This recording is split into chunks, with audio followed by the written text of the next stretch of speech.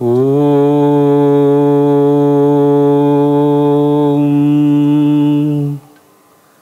వేదం వందే జగద్గురుం. జై శ్రీ వేదం. పరిపూర్ణ పరబ్రహ్మస్వరూపైనటువంటి దివ్య వేద భగవత్ స్వరూపులారా, ఈ సమస్త ప్రపంచము కూడా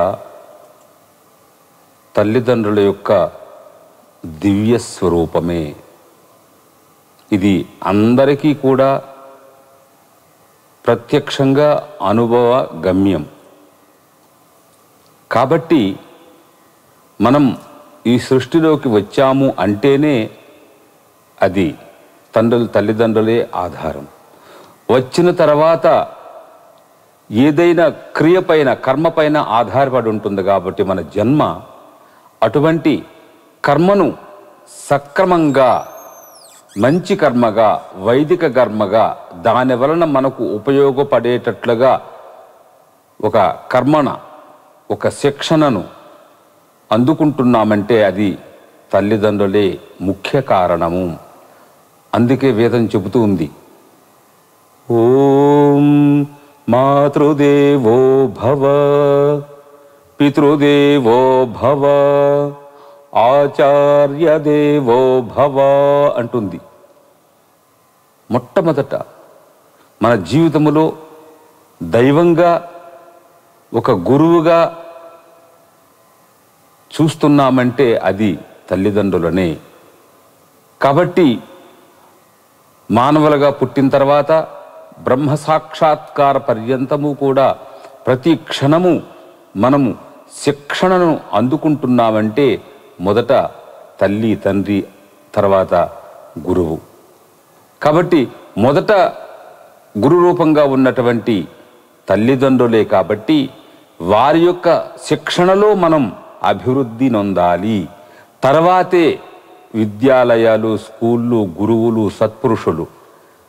కాబట్టి మొదట దైవంగా కావచ్చు, ఆచార్యులుగా కావచ్చు, గురువుగా కావచ్చు, మన ఈ ఉపాధికి, ఈ శరీరానికి, ఈ జన్మకు తల్లిదండ్రులే ప్రధానమైనటువంటి కారణములు. కాబట్టి మనం వారు ఏ విధంగా చెబుతున్నారో ఆ విధంగా నడుచుకోవడమే ఈ జన్మ యొక్క సార్థక్యత. కనుక మన ఎస్విబిపి యూట్యూబ్ ఛానల్లో ఎంతమంది చూస్తూ వేదాన్ని నేర్చుకుంటున్నారో, నేర్చుకుంటూ కూడా చాలామందికి ప్రశ్నార్థకంగా వస్తూ ఉంది. వారేమంటారంటే, స్వామీజీ మేము వేదాన్ని నేర్చుకోలేకపోయాం, మాకెంతో కోరిక వేదం కావాలని, వేదం నేర్చుకోవాలని.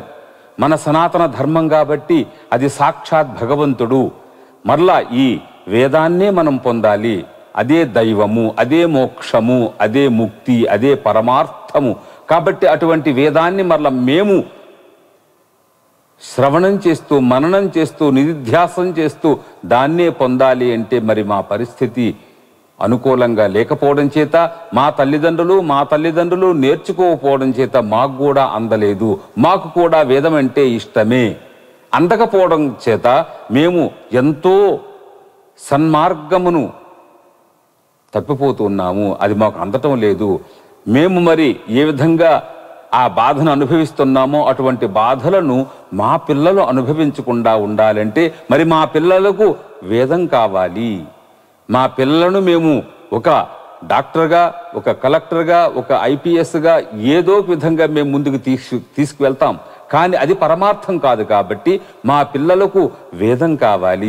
ఎక్కడైనా ఆశ్రమాలు ఉన్నాయా, ఎక్కడైనా గురుకులాలు ఉన్నాయా, మాకు ఆన్లైన్లో కానీ ఎంతో కొంత వేదం అందజేస్తే బాగుంటుంది. మా పిల్లలకు కనీసం ఒక గంటైనా ఎవరైనా నేర్పిస్తే బాగుంటుందని ఆశిస్తూ ఉన్నాము. అందుకని మిమ్మల్ని కూడా ప్రార్థిస్తున్నామని ఎంతోమంది అడుగుతూ ఉంటారు. కాబట్టి వారందరూ కూడా విజ్ఞాపన చేసేది ఏంటంటే, మీరందరూ మన ఎస్విబిపి యూట్యూబ్ ఛానల్ని సబ్స్క్రైబ్ చేసుకుంటూ ఇందులో ఉన్నటువంటి ఏ మంత్రాలు అయితే ఉంటాయో, ఏ సూక్తాలు ఉంటాయో అటువంటి ఆ వేదాన్ని మొట్టమొదటగా మీరు విని నేర్చుకోండి. తర్వాత మీ పిల్లలకు మీరే అందజేద్దరు. తల్లిదండ్రులు ఇచ్చినటువంటి భావనగా ఎవరు కూడా ఈ ప్రపంచంలో ఇవ్వలేరు. కాబట్టి మీరు ముందు అందుకోండి, ఎంతో కొంత అందుకోండి. ఎంతో కొంత అందుకున్నట్లయితే, ఎందుకంటే అది పునాదులు బాగున్నట్లయితే, బేసిక్ బాగున్నట్లయితే మీరు మీ పిల్లలకు చక్కగా అందించగలరు. ఒక్క సంవత్సరం వాళ్ళు మీరు అందించిన తర్వాత నేర్చుకున్నట్లయితే మన యూట్యూబ్ ద్వారా వాళ్ళు 100% నేర్చుకోగలరు. కాబట్టి ఉదయం కానీ సాయంత్రం కానీ ఏ సమయంలో వాళ్ళకి అనుకూలంగా ఉంటుందో పిల్లలకు, స్కూల్ నుంచి కానీ కాలేజీ నుంచి వచ్చిన తర్వాత ఒక అర్ధగంట మన ఎస్వీబీపీ యూట్యూబ్ ఛానల్ని ఒకసారి ఆన్ చేసుకుంటూ ఒక రుద్రం కానీ, పురుష సూక్తం కానీ, మేధా సూక్తం కానీ, సరస్వతి సూక్తం కానీ ఒక్క పర్యాయం మీరు వినిపించండి. ఎందుకంటే ఒక నెల రోజుల్లో వస్తుందా లేక సంవత్సరంలో వస్తుందా, వెంటనే వచ్చేయాలనుకుంటాం. మరి మీ పిల్లలు ఒక డాక్టర్ అవ్వాలనుకున్నా, ఒక ఇంజనీర్ అవ్వాలనుకునే వాళ్ళు ఒక పీజీ చేయాలనుకుంటే సంవత్సరాలు పడుతుంది. మరి అన్నింటికీ మూలమైనటువంటి ఆ పరాత్పరమైనటువంటి దివ్యమైనటువంటి వేదము నెల రోజుల్లో సంవత్సరంలో వచ్చేది కాదు, అనుకోకూడదు కూడా. కాబట్టి ప్రతిరోజు ఎంతో కొంత వినిపించండి. ఎప్పటి నుండి? మన ఉగ్గుపాలతో ఎప్పుడైతే వారికి శబ్దం లోపల నుంచి వస్తుందో, ఆ అమ్మ అని వస్తుందో, నాన్న అని వస్తుందో, తాతయ్య అని శబ్దం వస్తుందో, అప్పటి నుండి వేదమంత్రములను వినిపించండి. నేర్పించిన అవసరం లేదు. తర్వాత స్కూల్లో జాయిన్ అయిన తర్వాత అర్థమవుతూ ఉంటుంది వాళ్ళకి ఆ శబ్దాలన్నీ కూడా, బేసిక్ అంతా కూడా తెలుస్తుంది.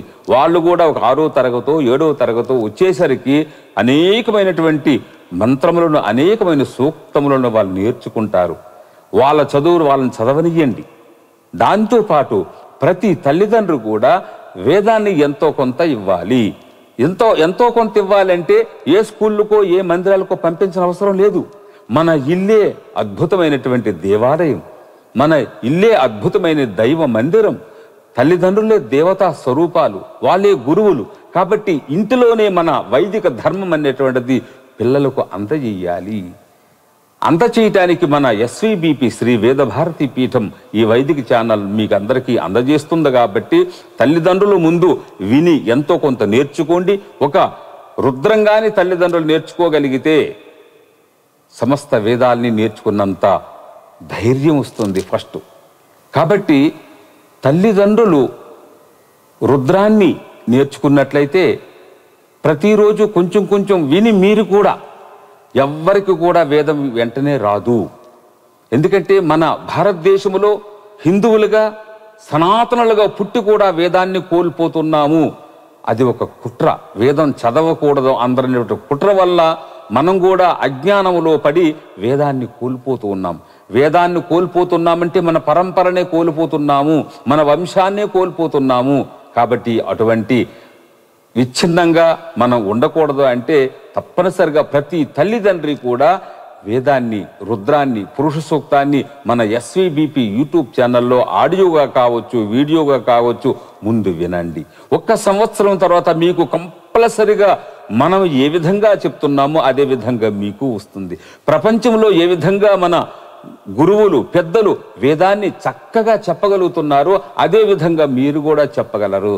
దయచేసి మీరు అనేకమైన సందేహాలకి అవకాశం ఇవ్వకుండా కంపల్సరిగా తప్పనిసరిగా మన ఎస్వీబీపీ శ్రీ వేద భారతి పీఠం అన్నటువంటి ఈ వైదిక దివ్యమైనటువంటి ఛానల్ను భగవంతుడు మీకు అందజేస్తున్నాడు. కనుక మీరందరూ ఈ వేదాన్ని విని ఎంతో కొంత నేర్చుకొని మీ పిల్లలందరూ కూడా మీ ఇంట్లోనే ఒక దైవ మందిరం, మీ ఇల్లే ఒక వేద పాఠశాల, మీ ఇల్లే ఒక భగవంతుని యొక్క నిలయము, వేద విద్యాలయము.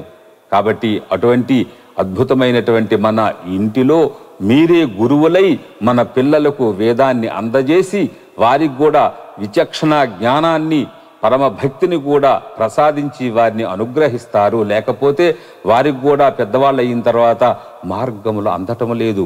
ఎందుకంటే అనేకమైన సమాజాలు వస్తున్నాయి కాబట్టి, వేద విరుద్ధమైన సమాజాలు వస్తున్నాయి కాబట్టి, అటువంటి సమాజాల్లో మన పిల్లలు వెళ్ళినట్లయితే మన కుటుంబానికి, మన దేశానికి, మన ధర్మానికి హాని కలుగుతుంది. కనుక ప్రతి తల్లిదండ్రులు కూడా వేదాన్ని ఎంతో కొంత నేర్చుకొని పిల్లలందరూ కూడా ఇచ్చి వారిని సర్వదా అనుగ్రహిస్తారని భావించి అందరికీ మరి జై శ్రీవేదం.